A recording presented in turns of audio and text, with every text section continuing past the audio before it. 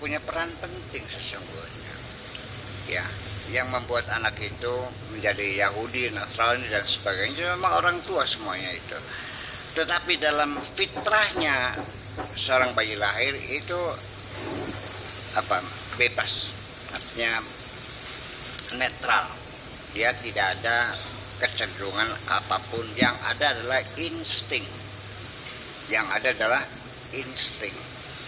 insting bawaan dari sononya sebagai pemberian Allah itu tidak banyak.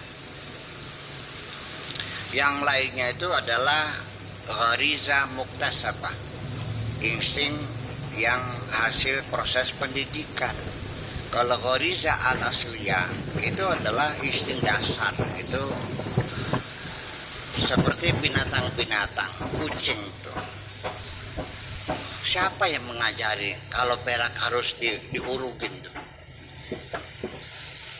Siapa yang ngajarin kucing gedong-gedong anaknya digigit, dipindahkan sampai berkali-kali pindah lagi, cari makan tikus lalu dia ngasih susu, ada kasih sayang. Itu bukan pendidikan, memang dari sono.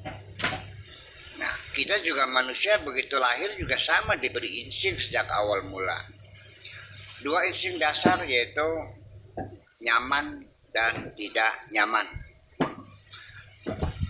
Kalau nyaman tidur, kalau tidak nyaman nangis. Disusuin lagi, dia tidur lagi. Lalu muncul insting takut. Takut juga. Takut apa? Hanya satu, takut jatuh. Binatang nggak takut. Anak kecil, kalau kita tidak kasih tahu, dia mainan ular kok. Betul nggak? Saya juga dulu pernah main kalajengking. Saya senang banget ada binatang, buntutnya jengit. Saya kantong-kantongin. Ternyata kakak saya melihat Kang Sadiah yang pertama itu, dia muncul, apa itu? Itu kalajengking. Nah, apa saya bilang, ini kalajengking, ini nganturnya bahaya. Nah, sejak itu baru saya rasa, baru takut sama kalajengking. Dulu mah enggak kok.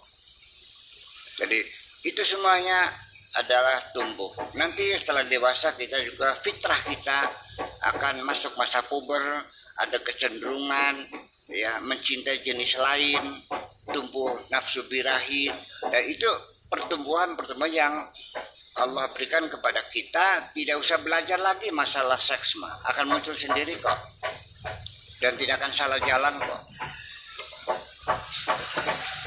Punten, iya kan? Nah, tetapi yang lain-lain seperti cebok, kalau dulu oleh orang tua kita tidak diceboki, saya kira kita nggak tercebok kok. Nih, orang Islam lagi yang berjasa nih, namanya Ibnu Tufail. Itu menggali insting manusia yang paling mendasar. Namanya Ibnu Tufail. Tufail itu anak kecil, Tufail itu. Nah, kenapa disebut dia namanya Ibnu Tufail? Karena eksperimen dia menggali insting dasar manusia, the basic instinct. Dia gali. Bayangkan, umat Islam meneliti semuanya dulu. Kenapa sekarang jadi pelempem begini? Siapa sih buruk sirah makanan? Perasaannya bener, bakal makanan oke. Dikiranya udah bener ya. Ini pelangap, lo keselang bodol makanan bener. Punten saya nyewat ya. Sengaja lagi bakar semangat sirah berbangkit kamunya kan gitu.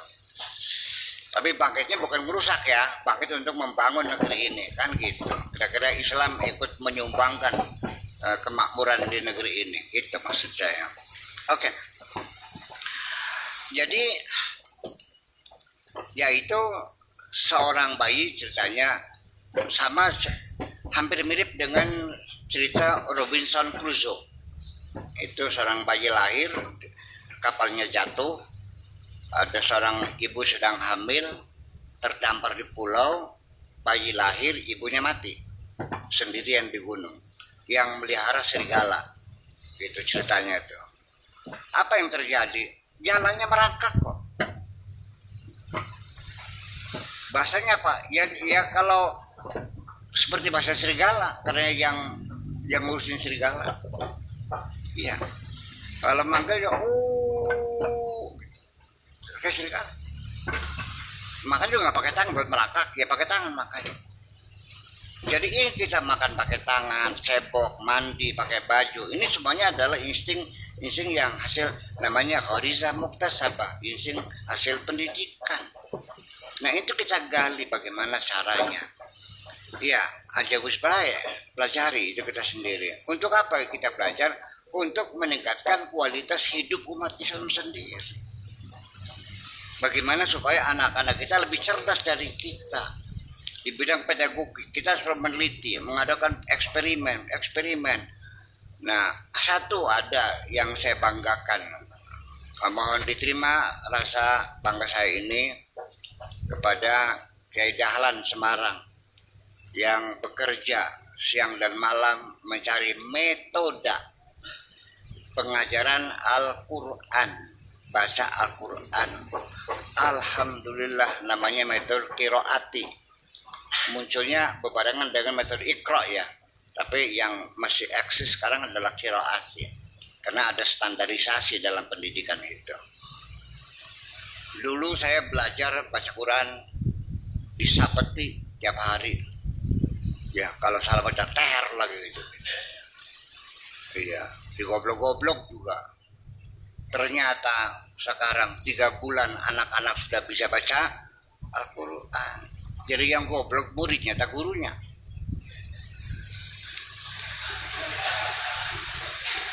Itu baru 1 orang saja berjasa mengadakan penelitian bagaimana caranya supaya anak-anak kita lebih cepat belajar Al-Quran. Sudah hebat kok. Bayangkan. Kenapa kita umat Islam tidak meneliti padi itu kira-kira 2 bulan panen, gimana caranya? Mereka yang bekerja siang dan malam. Nah ini berlaku untuk umat Islam saja atau untuk seluruh umat manusia. Tafakkuru sa'atan khairun min alfi sanatin ibadah. 1 jam kita tafakur penelitian sama dengan 1000 tahun ibadah.